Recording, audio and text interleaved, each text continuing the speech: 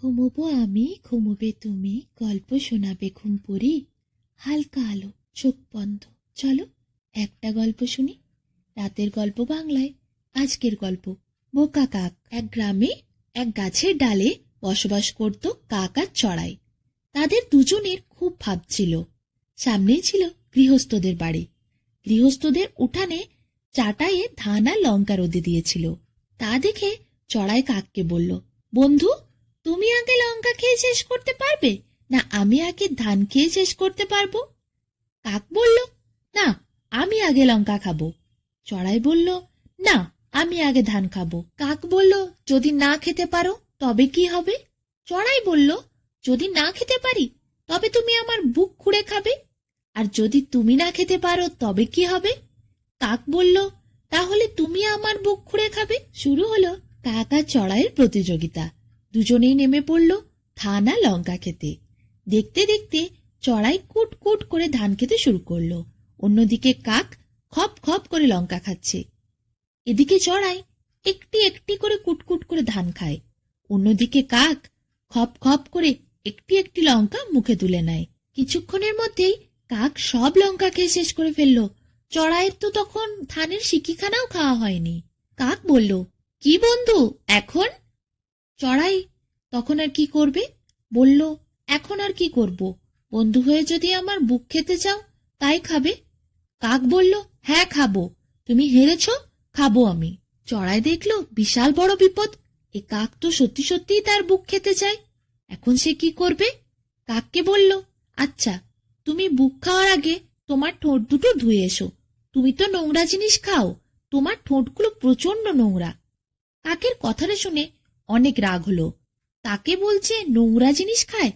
কিন্তু কাক সে আর বেশি কথা না বাড়িয়ে চড়াইকে বলল, ঠিক আছে, আমি ঠোঁট ধুয়ে আসছি, তারপরই তোমার বুক খাবো।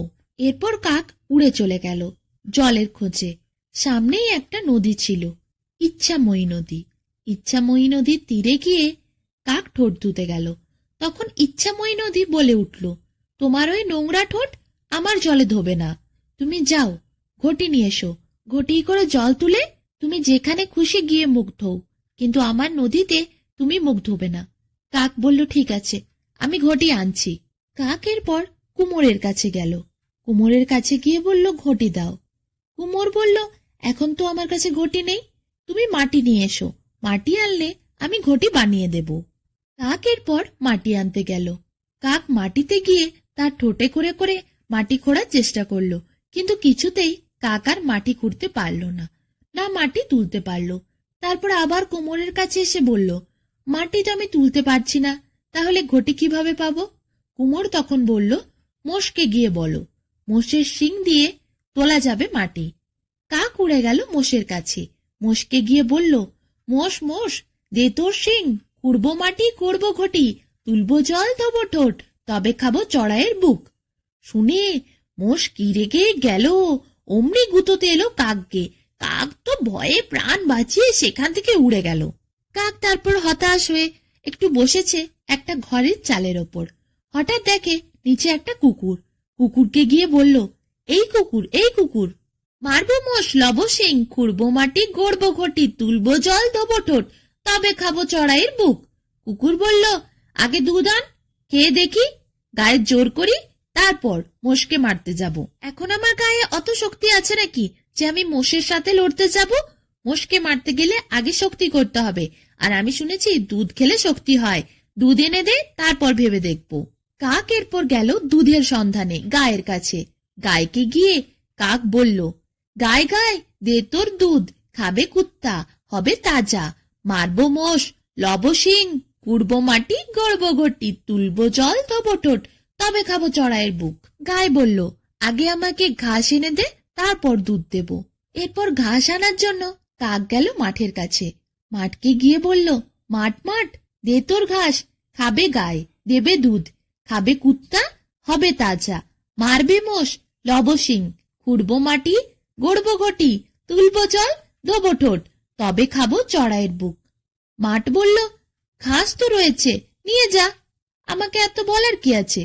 তখন কাক কামারের বাড়িতে গিয়ে বলল, কামার কামার, দে তোর কাস্তে, কাটবো ঘাস, খাবে গায় দেবে দুধ, খাবে কুত্তা হবে তাজা, মারবো মোষ লব শিং, কুড়বো মাটি গড়বো ঘটি, তুলবো জল তবো টোট, তবে খাবো চড়াইয়ের বুক। আবার বলল, আমার কাছে তো আগুন নেই, আগুন নিয়ে আয়, আমি কাস্তে গড়ে দিচ্ছি। কাক এরপর আগুন কোথা থেকে পায়? কাকের তো ভারী চিন্তা।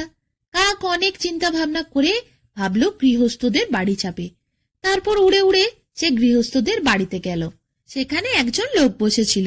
তাকে বলল, দাও আগুন, গড়বো কাস্তে, কাটবো ঘাস, খাবে গায়, দেবে দুধ, খাবে কুত্তা, হবে তাজা, মারবো মোষ লব শিং, কুড়বো মাটি গড়বো ঘটি, তুলবো জল দেবো ঠোঁট, তবে খাবো চড়াইয়ের বুক। কাকের কথা শুনে সেই লোকটি ভাবলো, এই কাকটি ভীষণ বদমাশ, এ তো চড়াইয়ের বুক খেতে চাইছে। লোকটি তখন কাককে শিক্ষা দেওয়ার জন্য বলল, আচ্ছা, এক হাঁড়ি আগুন এনে দিচ্ছি, কিন্তু কিসে করে নিবি বল? কাক তখন ভাবলো, সত্যিই তো, তার কাছে তো আগুন নিয়ে যাবার মতো কিছু পাত্রই নেই, কিসে করে সে নিয়ে যাবে? বোকা কাক তখন পাখা ছড়িয়ে দিল আর বলল, আমার ডানার ওপর ঢেলে দাও, আমি আগুন আমার ডানায় করে ধরে নিয়ে চলে যাব। কাকের এই কথা শুনে লোকটির তো মাথায় হাত। লোকটি বুঝতেই পারলো কাক কি বোকা। তাই বোকা কাককে শিক্ষা দেওয়ার জন্য লোকটি সামান্য একটু আগুন কাকের ডানার উপর ঢেলেছে। তখনই কাক জ্বলে গেল বলে চিৎকার করতে লাগলো। ভয়ে সেখান থেকে কাক উড়ে একবারে চড়াইয়ের কাছে চলে গেল। কিন্তু বোকা কাক গাছে ফিরে এসে দেখে চড়াই কোথায়, সে তো আর নেই, সে তো উড়ে চলে গেছে। আসলে কাককে যখন চড়াই ঠোঁট ধুয়ে আসতে বলেছিল, সেই সুযোগে কাক যখনই ঠোঁট ধুতে গেল, চড়াই তখনই প্রাণ বাঁচিয়ে উড়ে চলে গেছে। কাককে চড়াই পুরোপুরি বোকা বানিয়ে গেছে। আর বোকা কাক সে ঠোঁট ধুতে গিয়ে ঘটি আনতে গিয়ে ডানা পুড়িয়ে বসে থাকলো।